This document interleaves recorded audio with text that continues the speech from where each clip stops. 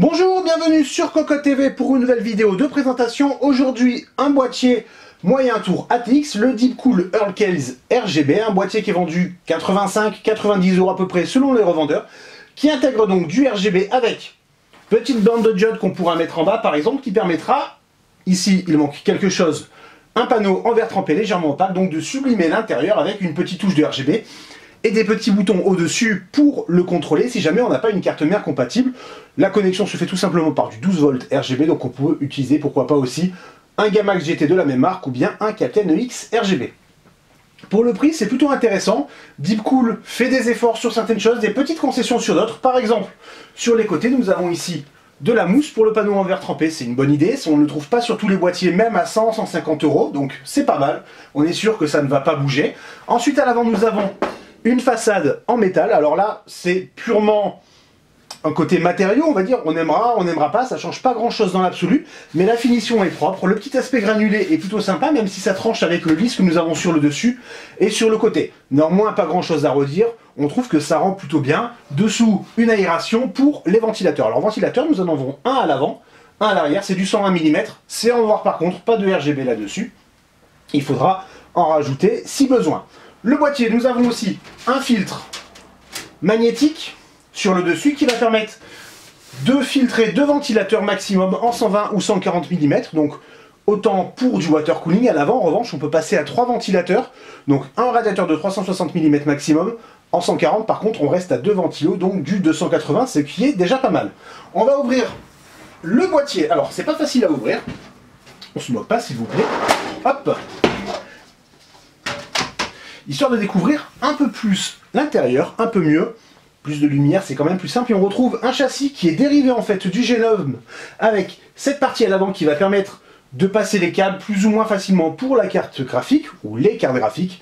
En revanche, contrairement au Genome, on ne peut pas le découper ici, du coup on est bloqué à 300 mm de longueur pour les cartes graphiques. Côté refroidissement, c'est 165 mm. Pour le radiateur processeur, pour le water cooling, on l'a déjà dit, avec éventuellement, si on veut, un 120 mm en plus. D'ailleurs, ce ventilateur, trop oblong à l'arrière, on pourra le décaler légèrement sur la hauteur. Le stockage, nous avons 2 emplacements de 2,5 pouces au-dessus du cache alimentation. Un cache alimentation qui est fixe, on le voit avec un petit logo Deepcool ici. Alors, c'est juste de la peinture, hein, on ne pourra pas l'éclairer. Il y a, on le voit ici, 2 autres emplacements derrière. En revanche, il n'y a pas les supports. Du coup, on choisit soit sur le cache, soit derrière la carte mère. Ou bien entendu, sur les paniers 3,5 pouces qui sont aussi compatibles de 2,5 pouces. Alors c'est intéressant, les paniers sont fixés avec des vis. Alors on a oublié de remettre, on a déjà fait quelques photos, en fait, d'où l'absence du panneau en verre trempé que nous avons failli faire tomber, pardon, du conseiller. On va peut-être pas le remettre pour la vidéo. Les paniers sont en métal, avec du caoutchouc pour limiter les vibrations. C'est pas mal, on sent, ça change en du plastique tout simplement. Est-ce que c'est utile?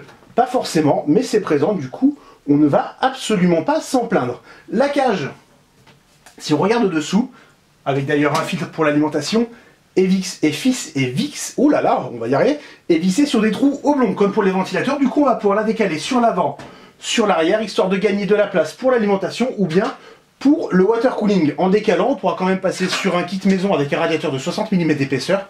C'est vraiment intéressant pour qui a envie de mettre un gros refroidissement. C'est très simple. Nous avons les 4 vis ici, on le voit, les trous sont quand même relativement grands, donc on va vraiment pouvoir charger. Le filtre à l'arrière, alors c'est tout simple, hein.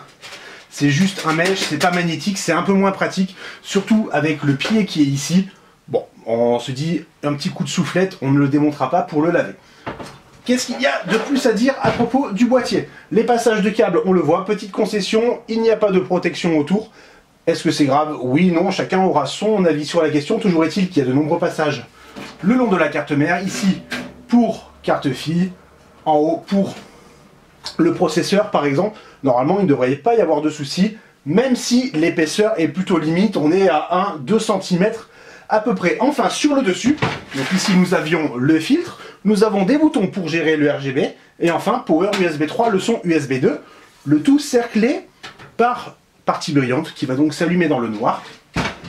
Pour 90 €, c'est pas mal. Le test, on s'en occupe très rapidement. En attendant, on vous souhaite une excellente journée à tous.